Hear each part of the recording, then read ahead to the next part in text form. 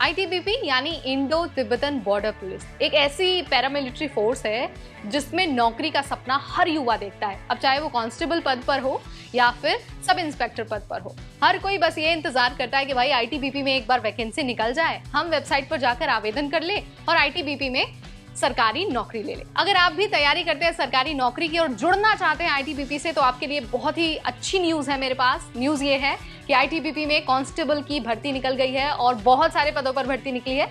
अगर आपको अप्लाई करना है तो ऑफिशियल वेबसाइट पर जाकर आखिरी तारीख से पहले अपना फॉर्म भरना होगा।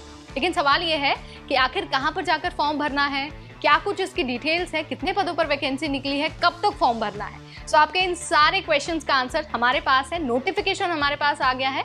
नोटिफिकेशन की मदद से हम आपको सारी चीजें समझा देंगे, बता देंगे और ये भी बता देंगे कि आपको कौन सी बातें ध्यान में रखना है। ठीक है, तो वीडियो के एंड तक आपको बने रहना है, बीच में नहीं स्किप करना है।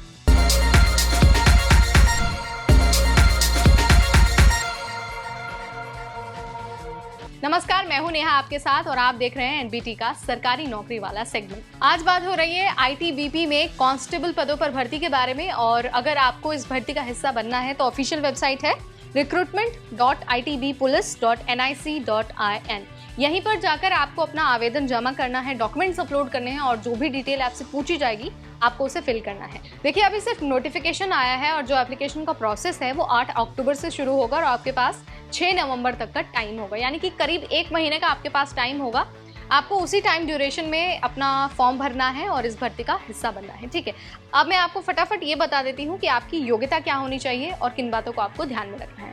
तो देखिए, अगर हम सबसे पहले बात करते हैं एलिजिबिलिटी क्राइटेरिया में एजुकेशनल क्वालिफिकेशन की, तो कैंडिडेट्स के पास 10th पास का सर्टिफिकेट होना चाहिए। इसके अलावा आपके पास हैवी व्हीकल ड्राइविंग का लाइसेंस होना भी उतना ही ज़रूरी है। इस बात का आपको बहुत ध्यान रखना है, लाइसेंस आपके पास होना चाहिए, वो भी हैवी व्हीकल का। इसके अलावा एज लिमिट की अगर बात हो तो मिनिमम 21 साल और जो मैक्सिमम है वो 27 साल रखी गई है। इससे कम या फिर ज़्यादा आपकी एज नहीं होनी चाहिए, इस बात का आपको ध्यान रखना है। जनरल कैटेगरी के लिए एज लिमिट है, जो रिजर्व कैटेगरी के कैंडिडेट्स हैं उनको जो नियम है उनके अनुसार ही उम्र में भी छूट दी जाएगी।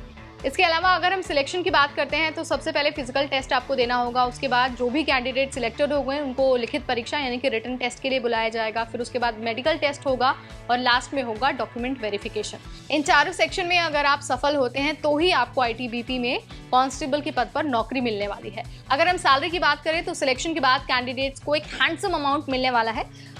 21,700 रुपये से करीब 70,000 की आपकी सैलरी हो सकती है। और ये जो सैलरी है वो बेसिक सैलरी है। इसके अलावा जो टीए, डीए, एचआरए और जो दूसरे बेनिफिट्स और पर्क्स मिलते हैं एक सरकारी कर्मचारी को, वो सारी सुविधाएं, वो सारे पर्क्स भी आपको मिलेंगे। बस आपको ध्यान ये रखना है कि आखिरी तारीख से पहले आपको अपना फॉर्म सबमिट करना है। तो अभी नोटिफिकेशन आया है, आपके पास थोड़ा सा और वक्त है। आप अपने डॉक्यूमेंट्स को इकट्ठा कर लीजिए और अपनी फिजिकल की तैयारी में लग जाइए। सो आपको ये जानकारी अगर पसंद आए तो इसे लाइक और शेयर करना बिल्कुल ना भूलें। सरकारी नौकरी के और अपडेट्स के लिए आज ही सब्सक्राइब करिए हमारा चैनल एनबीटी टेक एड।